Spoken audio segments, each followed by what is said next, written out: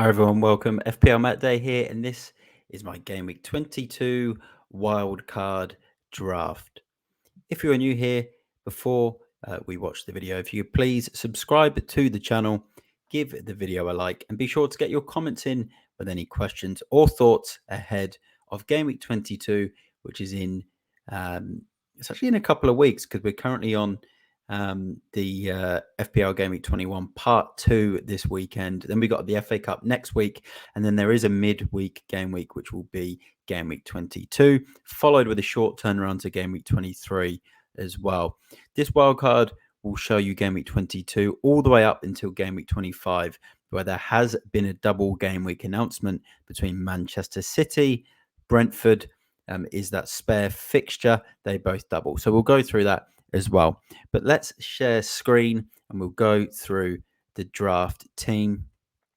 So let's bring that up now on screen for you. And we'll start with the goalkeeper. So for game week 22, Areola in goal at home to Bournemouth, and ever present for a lot of FPL sides. Lately, he's been on really good form. Yet to see how he does in game week 21 against Sheffield United, but for his price, he's been absolutely brilliant. Let's go into the defence. And I don't think there's too many surprises in this wild card. You've got Pedro Porro on fire for Spurs this season. Estupiñán back in the fold for Brighton. Luton away in that game week. Doughty as well. So you have got Brighton playing against Luton there. But even when Luton have been conceding, he's getting forward, getting assists. He's returned a lot of attacking returns lately. He has got one already in game week 21 against Burnley in the last minute as well. And then Trent, who has the red flag, is expected to be back for this game. So I think if you've already got him in your team, or if you're looking at a wild card, find a way to bring him in still. I think he's a crucial player to have if you're wild carding from now to the end of the season. Just have some bench cover to use if you need to, if he doesn't make this next game week. But I think he will, because it is towards the end of the month. But you'll see my bench very soon. So let's go into the midfield. Richarlison from Spurs on absolute fire lately. Great run of goals. Brentford home in game week 22. Great replacement for Son whilst he's away. Striker, classified as a midfielder. Likely going to be on pens for Spurs in Son's absence. Then Palmer there away to Liverpool. Absolute must-have in FPL teams at the moment with his penalty duties and his form for Chelsea and his price. And then Phil Foden, I think he is going to be a must-have in that Man City midfield up until that double game week I mentioned before. And then Garnacho from Manchester United. He's that cheap, easy fodder that you can have there in midfield. And you would have noticed at the top had £1.5 million in the bank. So a lot of people are probably thinking, why haven't you upgraded Garnacho? But you will see later on in the video why I've not done that. And then up front, Haaland, captain's armband. Again, if he doesn't make it back for this game week, which I think he should in a couple of weeks, then just make sure you've got a playing bench option. And a lot of people probably question the Raul Jimenez move. There is some logic behind this move as well. I do like Watkins. I do like Solanke. But I couldn't fit them in with all the team value that I needed for this wild card. And Jimenez, good option. If you have a quick look here, fixtures coming up, 25. Sorry, there it shows game week 25. Let's go all the way back up here. 22, 23, and 24 are green fixtures for an attacking Fulham side. 25 home to Villa.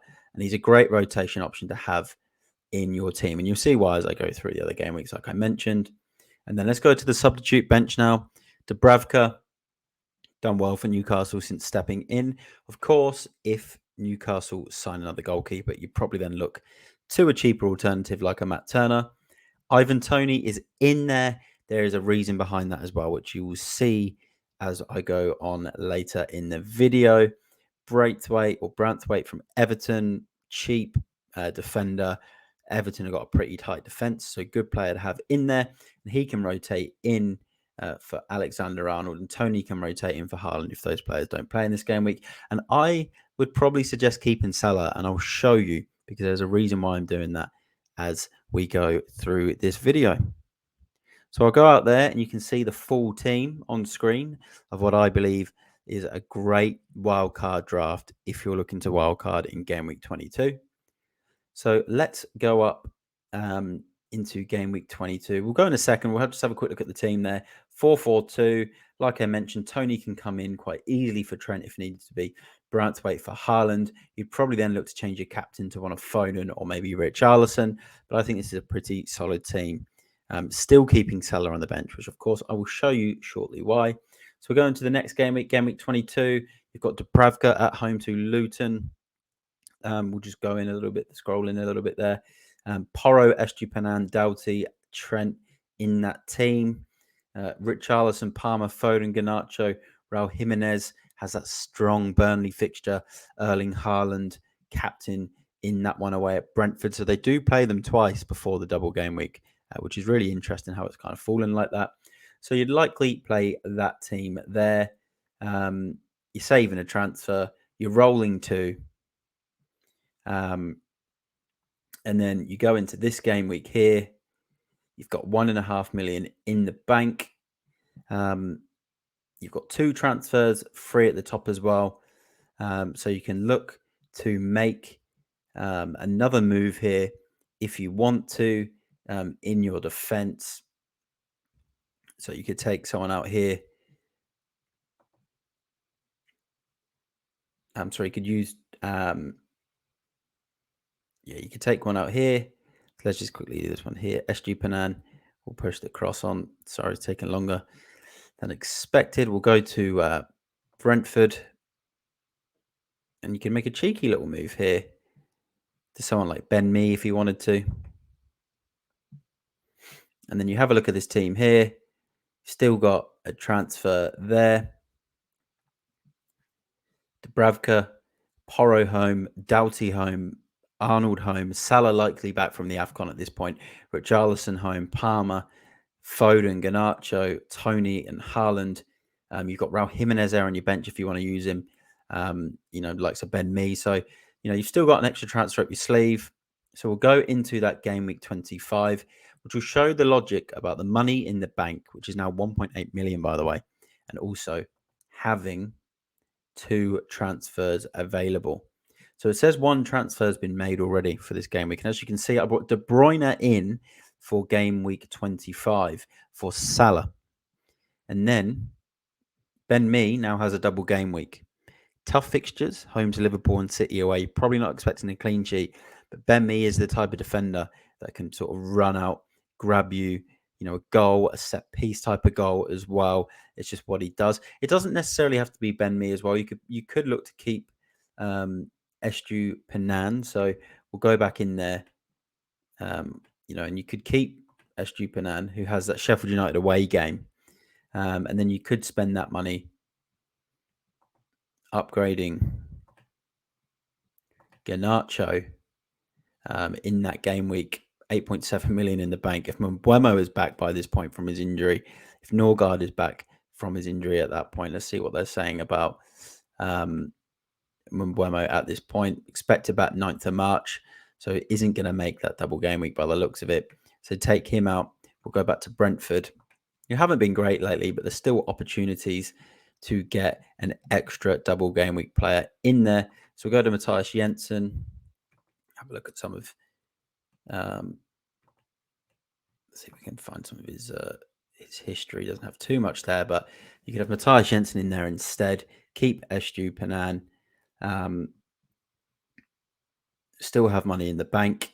You've got Haaland double game week, Tony double game week, Foden double game week, Jensen double game week, De Bruyne double game week, Dubravka at home to Bournemouth, Porro, Branthwaite. Keep Estupiñán there, Alexander Arnold, Richarlison with a home game. With some really, really good options. And then if you go next, you've kept that money in the bank because what you want to do is De Bruyne out. Salah comes back in.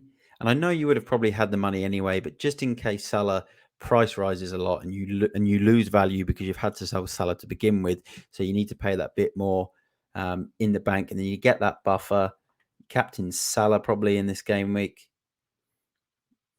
And then you'd still if you don't make that Jensen move and you'd already had the Ben Mee move in the week before because you're looking to burn that spare transfer that was had, then you still technically have an extra transfer up your sleeve as well. So plenty of possibilities for the game week 22 wildcard.